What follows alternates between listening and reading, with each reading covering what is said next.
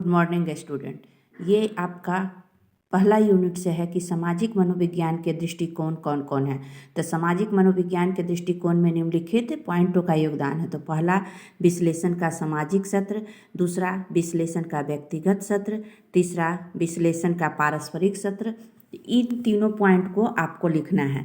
तो विश्लेषण का सामाजिक सत्र में कहता है कि समाजशास्त्री, राजनीतिक वैज्ञानिक, अर्थशास्त्री, अन्य सामाजिक वैज्ञानिक विश्लेषण के आधार पर सामाजिक सत्र का उपयोग करते हैं।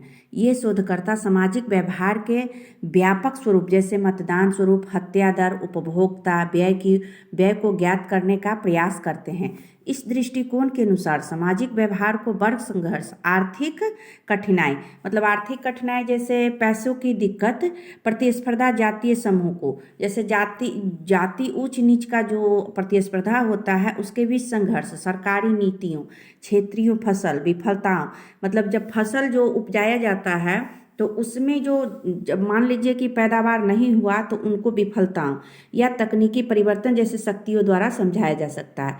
सामाजिक विश्लेषण का उद्देश्य व्यापक सामाजिक शक्तियों तथा व्यापक सामाजिक प्रतिमानों के मध्य संबंध ज्ञात करना है।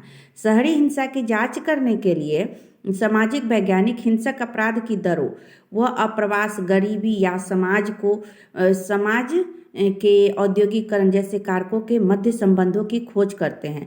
जैसे मनोवैज्ञानिकों का इसमें खोज है कि हिंसक अपराधों की दर का क्या मतलब क्या दर है, और गरीबी या समाज को जैसे जो अपराध होते हैं तो वो अपराध क्यों होते हैं, तो वो इसका खोज करते हैं। और दूसरा हुआ आपका विश्लेषण का व्यक्तिगत सत्र।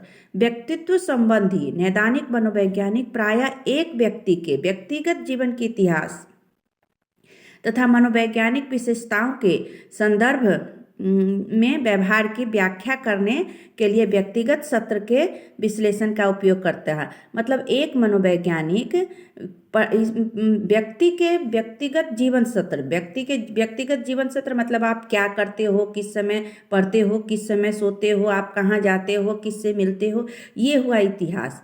तो इसमें व्यक्तिगत लक्षण उद्देश्य इस दृष्टिकोण के अनुसार यह समझाने का प्रयत्न करते हैं कि लोग जिस प्रकार से व्यवहार करते हो क्यों करते हैं। दो लोगों में एक ही घटना पर अलग अलग प्रकार से, मान लो कहीं पे हिंसा हो रहा है, उस जगह दो लोग हैं तो उनका प्रतिक्रिया क्या है, इस प्रकार से हमको इसमें लिखना है। इस विश्लेषण से प्रारंभिक अनुभव, क्षमता व प्रेरणा, व्यक्तित्व, मनोवैज्ञानिक समायोजन में व्यक्तिगत भिन्नता पर प्रकाश डाला गया है। यह आपराधिक व्यक्तित्व के आदमी के इतिहास तथा विशेषताओं के संदर्भ में हिंसक अपराध की व्याख्या करता है।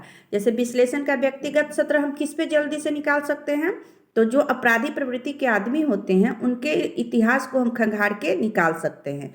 अब तीसरा पॉइंट, विश्लेषण का पारस्परिक सत्र। विश्लेषण के पारस्परिक सत्र का उपयोग हम क्या करते हैं, कब करते हैं सामाजिक मनोवैज्ञानिक, तो किसी व्यक्ति की वर्तमान सामाजिक स्थिति पर ध्यान केंद्रित करते हैं। वातावरण में अन्य व्यक्ति व उनके व्यवहार, अभिवृत्ति तथा व्यक्ति के साथ उनके संबंध सभी सामाजिक स्थिति के अंग है। यह धारणा कि मनुष्य उदार, नम्र, अनुकूलीय स्थिति की शक्ति पर अवधारणा का समर्थन करते हैं।